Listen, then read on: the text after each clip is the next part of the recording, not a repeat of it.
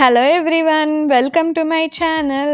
ఈరోజు మన రెసిపీ ఏంటంటే ఎగ్లెస్ స్పాంజ్ కేక్. ఎగ్ లేకుండా ఫ్లఫీగా స్పాంజీగా ఉంటుంది కేక్. చాలా ఫ్లేవర్ఫుల్గా ఉంటుంది. వచ్చేది కేక్ సీజన్ కాబట్టి తప్పకుండా ట్రై చేయాల్సిన రెసిపీ ఇది. ఇంగ్రీడియంట్స్ అన్ని డిస్క్రిప్షన్ బాక్స్లో మెన్షన్ చేస్తాను. సేమ్ కొలతలతో చేయండి, చాలా పర్ఫెక్ట్గా వచ్చింది కేక్. ఇప్పుడు రెసిపీలోకి వెళ్దాము. ఫస్ట్ నేను ఒక బౌల్ తీసుకొని అందులో 3 టేబుల్ స్పూన్స్ బటర్ని వేసాను. నేను అమూల్ బటర్ తీసుకున్నాను. అందులోనే ఒక 1/4 కప్ అంటే ఒక 60 ml రిఫైన్డ్ ఆయిల్ని వేసుకోవాలి. అలానే ఒక 1/3 కప్ అంటే ఒక 80 ml షుగర్ పౌడర్ని కూడా వేసుకోవాలి. ఇప్పుడు దీనిని బీటర్తో బీట్ చేసుకుంటూ లైట్ ఎల్లో కలర్ వచ్చి క్రీమీ అయ్యే వరకు బీట్ చేసుకోవాలి. ఇది ఒక 1 మినిట్లో అయిపోతుంది. అలానే ఇందులో మనం కండెన్స్డ్ మిల్క్ 120 ml అంటే ఒక 1/2 కప్ యాడ్ చేసుకోవాలి. తర్వాత దాన్ని కూడా బీట్ చేసుకోవాలి. ఇలా ఊరికే బీట్ చేసుకోవడం వల్ల కేక్లో ఎయిర్ గ్యాప్స్ వచ్చి కేక్ స్పాంజీలా వస్తుంది. ఇది మంచిగా బీట్ అయిన తర్వాత అందులోనే ఒక 1 టీ స్పూన్ వెనిలా ఎసెన్స్ వేసుకోవాలి. అలానే ఒక 1/2 టీ స్పూన్ వెనిగర్ కూడా వేసుకోవాలి. వేసుకొని మళ్ళీ మంచిగా బీట్ చేసుకోవాలి.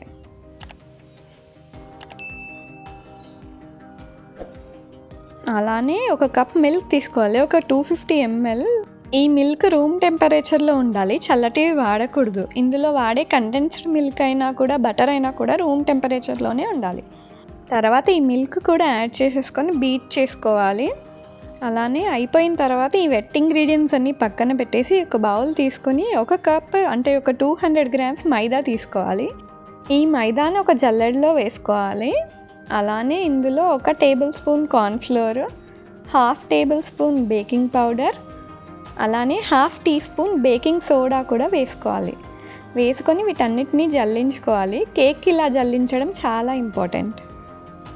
తర్వాత ఈ డ్రై ఇంగ్రీడియంట్స్ని పక్కన పెట్టుకొని మనం ముందుగా చేసుకున్న మిక్చర్లో ఒక 1/2 వేసుకొని బ్లెండ్ చేసుకోవాలి.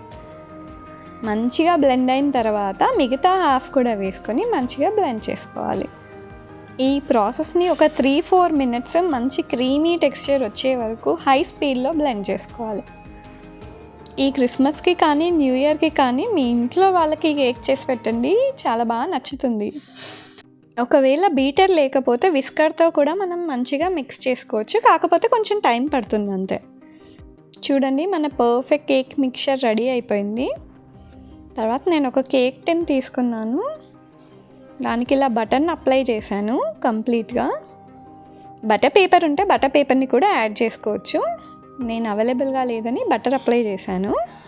ఇప్పుడు ఈ కేక్ మౌల్లోకి మనం ఆల్రెడీ ప్రిపేర్ చేసి పెట్టుకున్న కేక్ మిక్చర్ని యాడ్ చేసుకోవాలి. కేక్ మౌల్లో ఒక 60% వరకు మాత్రమే కేక్ని ఫిల్ చేయాలి, కంప్లీట్గా ఫిల్ చేయకూడదు. ఎందుకంటే బేక్ అయిన తర్వాత పైనకి వస్తుంది కాబట్టి కేక్. అలానే ఒక 2 times ఇలా ట్యాప్ చేసుకోవాలి, ఏమైనా ఎయిర్ గ్యాప్స్ ఉంటే పోతాయి.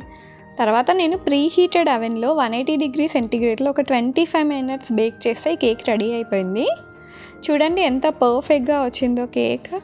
దీన్ని మనం కుక్కర్లో కూడా చేసుకోవచ్చు, సేమ్ ప్రాసెస్, ఒకవేళ అవెన్ లేకపోతే. నాకు మాత్రం చాలా సాఫ్ట్గా స్పాంజీగా వచ్చింది కేక్.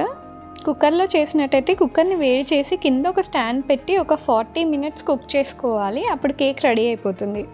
నేను తర్వాత కేక్ని ఇలా చాక్లెట్ సిరప్ యాడ్ చేసుకొని చాక్లెట్తో టాపింగ్ చేసుకున్నాను. చాలా టేస్టీగా ఉంది అలా కూడా. సో ఇదండి మన ఎగ్లెస్ స్పాంజ్ కేక్. మీరు తప్పకుండా ట్రై చేస్తారు అనుకుంటున్నాను.